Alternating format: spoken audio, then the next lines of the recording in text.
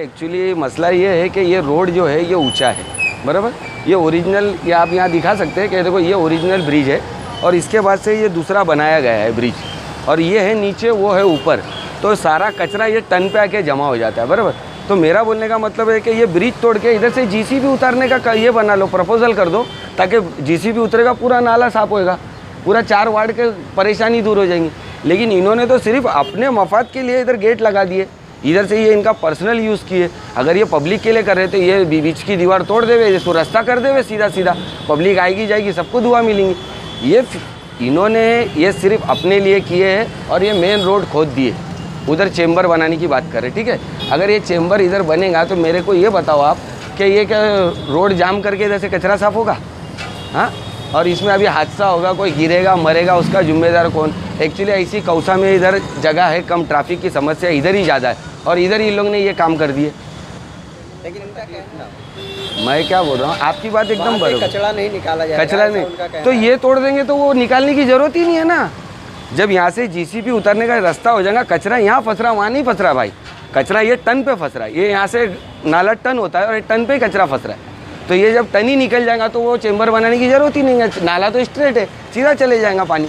कितना साल हो गया इसको बनकर? इसको बना के जब ये मैडम मेरे ख्याल से नगर सेविका बनी है उसके बाद ही ये बना है, उससे पहले नहीं था। इससे पहले आपने इसकी कंप्लेंट कभी किए थे क्या? हमको मालूम ही नहीं था कि ये इन्होंने बोले थे कि इधर से रोड होगा, ये होगा। ये तो बाद में मालूम पड़ा कि ये तो 2 गेट लगा दिए। देख लो आप, कैमरा घुमा के देख लो, 2 गेट है पर्सनल इनके। यहाँ पब्लिक तो जब इनका ऑफिस खुलता है, जब पब्लिक आती है, जब इनका ऑफिस बंद होता है गेट बंद हो जाता है, तो ये तो इनका पर्सनल हो गया ना, फिर पब्लिक का कैसा हुआ है? तो इस मामले को लेकर आपने कोई शिकायत की? अभी मैं गोसावी साहब से बात किया हूँ, गोसावी साहब ने मेरे को बोले क्या वो उधर चेंबर बना रहे, तो मैं कल मंडे के दिन आयुक्त के पास जाऊँगा और मैं प्रपोजल दूंगा कि यहाँ से भाई जीसीबी नीचे उतारने का प्रपोजल बनाओ, ताकि पूरा रोड नाला पूरा साफ़ हो जाए ना। ये खाली इतना आदमी उतर के कैसा करेगा? जीसीबी करेगा वो जल्दी हो जाएगा। और दूसरी बात, इनकी बाजू में बिल्डिंग बन रही है, उसके ऊपर है स्टे, बराबर। उधर मनीष जोशी ने कार्रवाई किए थे तो उनकी बदली करवा दी है इन लोग ने। और उसके ऊपर दूसरी बात, वो स्टे के होने के बावजूद भी उसके ऊपर काम हो रहा है, काम हुआ है तोड़ने के बाद। तो ये इनकी दादागिरी नहीं है तो क्या है ना? पब्लिक कुछ नहीं कर सकती है, सियासत में बैठे लोग सब कुछ कर सकते हैं। अब उसके ऊपर कार्रवाई हुई तो कार्रवाई होने के बाद MITP लगती है, उसके ऊपर 2 बार कार्रवाई की, आज तक उसके ऊपर MITP क्यों नहीं लगाई म्यूनसिपाल्टी ने? जबकि म्यूनसिपाल्टी पार्टी बनी है कोर्ट में, वो साइड के ऊपर स्टे के ऊपर म्यूनसिपाल्टी पार्टी है, तो म्यूनसिपाल्टी उसके ऊपर स्टे है होने के बावजूद काम क्यों करने दी? और काम करने दी तो उसके ऊपर फिर MITP क्यों नहीं लगाई? तो ये सारे मुद्दे बोलने वाला कोई नहीं, क्योंकि इन लोग सियासत में बैठे, कोई सब डरते हैं। और हमारा तो कोई इलीगल काम नहीं है। मैडम बोलती है मैं इलीगल बिल्डिंग में रहता हूँ, तो मैडम ने अभी कल बाइट दिए थे कि मैं इलीगल बिल्डिंग में रहता हूँ, मैं नाले के ऊपर। तो भाई मुंब्रा में सारी बिल्डिंग है इलीगल, और मैडम खुद रह रही, वो भी इलीगल ही बिल्डिंग है, कोई लीगल नहीं है। और मैं इलीगल बिल्डिंग में रहने के बाद मैंने कोई इलीगल काम नहीं किया। मैडम तो इलीगल बिल्डिंग में रहने का छज्जा निकाल दिया इलीगल, ये तो कोई बोल रहा नहीं, उसको उनको कोई बोलने वाला नहीं, हमको ही बोलेंगे सब। मैं सियासत में रहने के बाद मैं भी अगर नगर सेवक बन जाऊँ तो मैं भी इधर नाले के ऊपर बंगला बना लूँ, ये साइड भी बंगला बना लूँ, यानी मेरा प्रशासन मेरे से डरती है। फिर प्रशासन क्यों नहीं कर रही मेरे समझ में नहीं आ रहा। मनीष जोशी साहब ने बेचारे ने उनके इस पर कार्रवाई की है, 4 दिन के बाद उनकी बदली कर दी। मैं और जैसी उनकी बदली हुई वापस बिल्डिंग बन गई। मेरे को उन्होंने आके कार्रवाई की है उस साइड पे मेरी अर्जी के ऊपर, और उसके बाद उनकी बदली हो गई। अच्छा, अगर वो साइड पे स्टे है, अगर उन्होंने कार्रवाई की है तो फिर वो बनना चाहिए कि आप मेरे को बताओ? नहीं बनना चाहिए वो बिल्डिंग, तो फिर वो बनी कैसा? स्टे के बाद भी वो बिल्डिंग बन गई। हाँ, और बिल्डिंग वो अच्छा, अभी ये आयुक्त के पास जाने वाला हूँ, कमिश्नर साहब से बात करके वहाँ जाके उनसे मिलूँगा और उनको सब बताऊँगा चीज़ें कि ये कैसा काम हो रहा है। ये तुम नाला ये नहीं तोड़ते हुए तुम मेन रोड खोद रहे, ये कैसा काम हो रहा है? और वो हाइट में ये है, नीचे कितनी बार करेंगे? ये तो वो बनने के बाद भी यहाँ कचरा फंसने वाला है, क्योंकि इसकी हाइट देख लो ना आप, नीचे इसकी हाइट। अभी आपने बताया कि 4-5 साल से ज़्यादा हो गया बल्कि, जी। तो आप अभी इसकी कंप्लेंट क्यों कर रहे हैं? पहले ऐसा पानी भरता ही नहीं था, अभी पानी ज़्यादा हो गया, सब जगह नाला छोटा हो गया। अभी आप आगे जाके देखोगे MM वैली में, ये नाला जो है ये MM वैली में जाता है, वहाँ जाके देखोगे तो इतना चौड़ा नाले को उसको 2 फुट का नाला कर दिए। वो उसके वजह से यहाँ पानी भरने लग गया, कचरा यहाँ से पास नहीं हो रहा है। आपको चाहिए तो वहाँ की भी मैं दिखा दूँ, वहाँ पे भरनी हुई, बाकायदा नाला छोटा कर दिया गया, वहाँ पे भी सियासती लोग हैं। अस्सलाम वालेकुम। देखिए कैसा है, कौन क्या बोलता है, इससे मुझे कुछ फ़र्क नहीं पड़ता है। कौसा गांव वाले मेरे अपने हैं, मेरे रिश्तेदार रहते हैं यहाँ पर, मेरे अपने लोग हैं, उनकी हिफाजत करना मेरे ज़िम्मे। कौसा गांव में ये नाला जो है पुराना ब्रिटिश के टाइम पे बना हुआ नाला है। इसके लिए मैंने ही उसका बजट मंजूर करके लाई हूँ। अब ये नाले का काम आधा मेरे ख्याल से मोती बाग तक आया है। कुछ इमारतें हैं जिसकी वजह से अभी बारिश के दौरान वो काम थोड़ा रुका है। इंशाल्लाह ताला आगे उसको हो जाएगा। ये कलवट जो बनी, वो कलवट भी जो है पहले यहाँ से एक बैलगाड़ी पास होती थी, इतनी बड़ी कलवट थी। बाद में जो है ये कलवट एकदम छोटी हो गई थी, जिसकी वजह से पानी पास नहीं होता था। उस वक्त भी पानी जो है गांव में भरता था। हमने ही वो कलवट, जब मैं नगर सेविका बनी तो 2010 में, मतलब उसके बाद ही मैंने वो कलवट बनाया। उसके बाद में अभी कलवट बनाए हुए कई साल हो गए और उसके अंदर एक MTNL का केबल है। हमने पहले भी डिमांड की थी कि ये केबल को कटवा दो, और MTNL को जब से लेकर आज तक कई लेटर मैंने भी दिए हैं, TMC ने भी दिए। अब उनका केबल हम तो काट नहीं सकते। उसके बाद में अभी हमने जो है इससे 3 साल पहले जो है छोटी पोखलन उतार के जो है यहाँ पे पूरा नाला सफाई का काम किया था। लेकिन क्या होता है कि लास्ट ईयर भी एक भैंस बह के आई, उस केबल में फंस गई, जिसकी वजह से पानी में रुकावट आने लगी और पानी जो है दोबारा से, कहीं पे दीवार टूटी हुई है, कहीं पे कुछ है, जिसकी वजह से पानी दोबारा से गांव में भरने लगा। उसके बाद में अब जो मामला आया, देखिए वो नाले का जो स्लैब डाला हुआ है, तो वो जो स्लैब है ये हमने इसलिए डाला था कि यहाँ पे छोटी सी JCB पोकलन जो भी है खड़ी की जाए, क्योंकि पहले रोड कम चौड़ा था। कम चौड़ा होने की वजह से रास्ते पे उसको खड़े करना पड़ता था, ट्रैफिक जाम होती थी, कचरा निकालने में दिक्कत होती थी। तो ये बहुत सोच समझ के TMC ने ही बनाया हुआ ब्रिज है।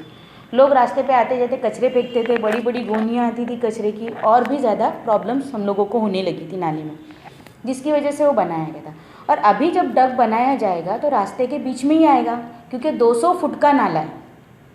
200 फुट का नाला क्या छोटा नाला नहीं होता है। जब आदमी यहाँ पे अंदर काम करने जा रहा था, वो जो केबल नहीं कटाने की वजह भी यही हुई कि अभी जब वो रास्ता बन गया, कलवट पूरा पैक हो गया, तो अब आदमी अंदर जाएगा कैसा। आदमी जब अंदर जाता है तो ऑक्सीजन लेवल कम हो जाता है, दूसरी गैसेस वहाँ पे रहती है, जिसकी वजह से आदमी की जान जाने के भी खतरा थे। वहाँ पर इससे पहले भी कई बड़े बड़े सांप वगैरह देखे गए अंदर। तो इंसान जाने के लिए अंदर जो है, नॉर्मली आदमी जो है, जो बेचारा कामगार भी इंसान ही है, तो हम किसी की जान से खेल नहीं सकते। ढक्कन लगाएंगे तो क्यों टूटेगा भाई। और नाला सफाई के दौरान वो ढक्कन खोला जाएगा, बीच में से अगर आदमी को उतारते हैं, उनको सांस लेने में तकलीफ भी नहीं होगी, उजाला मिलेगा।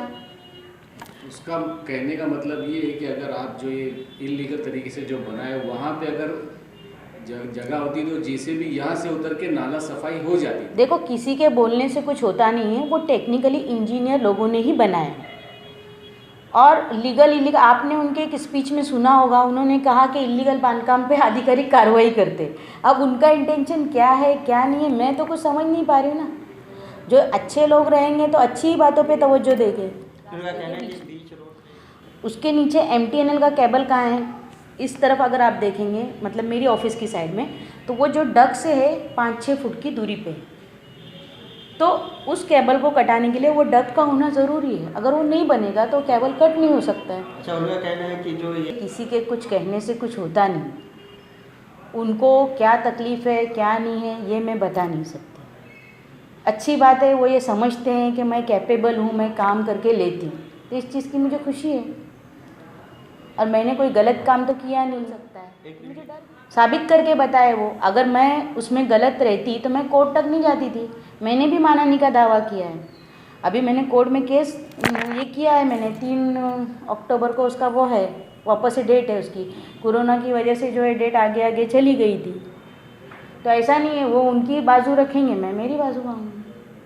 तो इस मामले को लेकर वो आयुक्त से मुलाकात करने वाले तो क्या कहेंगे इसको? ठीक है ना, उनको जहाँ जाना है जाइए। अगर हम गलत है तो कुछ होगा, लेकिन यानी अगर ये जब जो काम पूरा हो रहा है, जो अगर फोटो देखी होगी हाँ है, गोसावी तो है। सारे सिटी इंजीनियर, एग्जीक्यूटिव इंजीनियर, नाले के जो टेक्नीशियन है वो थे, हर कोई वहाँ पे मौजूद था। और हमारे MLA डॉक्टर जितेंद्र आवार साहब तो के क्या लग रहा है आपके जो कैसा है, जब आदमी तरक्की करता है तो ये सब चीज़ें होती ही हैं। मुझे उससे कुछ फ़र्क नहीं पड़ता है। इससे पहले कुछ और लोग थे, आज ये लोग हैं, कल को और कोई रहेगा। मैं इन सब छोटी मोटी बातों पे ध्यान नहीं देती, और वो कौन है कौन, क्या फ़र्क पड़ता है मुझे उससे। उनका कहना है कि कुछ समिति के लोग भी आपके साथ में मिली भगत से काम हो रहा है। देखिए, मैंने फिर कह रही हूँ आपको कि नाला जो है इंजीनियर की निगरानी में बना है, और नाला आज नहीं बना है, कलवट आज नहीं बना है। इतने ही जागरूक है तो आपके बाजू में भी कुछ काम होते हैं तो उस वक्त आप कहाँ रहते हो? बहुत सारी बातें हैं, हमको उनके डीप में जाना ही नहीं है। देखिए, ये मनीष जोशी वाली बात जो थी, वो मामला कैसा था कि चांद नगर में जो हादसा हुआ था, एज ए प्रभाग समिति अध्यक्ष मैं एक लेडीज़ हूँ और मैंने इसकी जानकारी अवार्ड साहब को दी, कमिश्नर को दी। औरतों के साथ बदतमीज़ी अगर होगी तो हम उसको हरगिज़ बर्दाश्त नहीं करेंगे। मनीष जोशी के और हमारे ताल्लुकात अल्हम्दुलिल्लाह अच्छे थे। आज 1-2 दिन के ताल्लुकात नहीं थे, 12-13 साल से मैं काम कर रही हूँ। शिक्षण मंडल में भी थे, कई काम उन्होंने करके भी दिए, लेकिन सिर्फ उन्होंने एक गलती की है कि उन्होंने उस लेडीज़ के साथ बदतमीज़ी की जो उनका हक नहीं था। और मैं एक औरत हूँ, जब मैं उनसे मार्केट के ताल्लुक से जब बातचीत करने गई थी, उस वक्त भी क्योंकि उन्होंने लॉकडाउन के पीरियड में मार्केट का टाइम टेबल एकदम बेकार करके रख दिया था। कोई कभी भी मार्केट खोलता था, कोई 4 बजे खोल रहा है, कोई 3 बजे खोल रहा है, कोई रात को 2 बजे खोल रहा है। जब मन मर्जी आती थी, रमज़ान का भी वक्त था तो भी दोपहर में, मतलब हर चीज़ में उन्होंने अपनी मनमानी करना शुरू कर दिया था। इस बात पर जब मैंने उनसे डिस्कस किया तो मैं एक लेडीज़ हूँ, प्रभाग समिति के अध्यक्ष हूँ, इस बात को ध्यान में न रखते हुए मेरे साथ भी उन्होंने बदतमीज़ी की। उस बात को ध्यान में रखते हुए मैंने फिर उनके खिलाफ़ लेटर दिया। मेरे लेटर में पूरा क्लियर कट उसमें लिखा हुआ है। और जो आदमी ये बात करे कि मुझे किसी से कुछ फ़र्क नहीं पड़ता है, मुझे अवार्ड साहब कुछ नहीं करने वाले, मुझे कमिश्नर साहब कुछ नहीं करने वाले हैं, जिसको जो करना है करो, ऐसे बदतमीज़ी के अल्फाज जब कोई इस्तेमाल करता है, गुरूर घमंड में बात करता है, तो जाहिर सी बात है हमें उसके खिलाफ़ एक्शन लेना ही, और ख़ास करके जब औरतों का मामला आता है। आपने वो वीडियो भी देखा होगा, सारी बातें देखी होगी, चांद नगर में क्या हादसा हुआ था। एक बार हम हमारी बातों को तभी नज़रअंदाज करेंगे, लेकिन हमारे बहनों के साथ अगर कोई बदतमीज़ी करता है तो हम उसको नज़रअंदाज नहीं कर सकते। ठीक।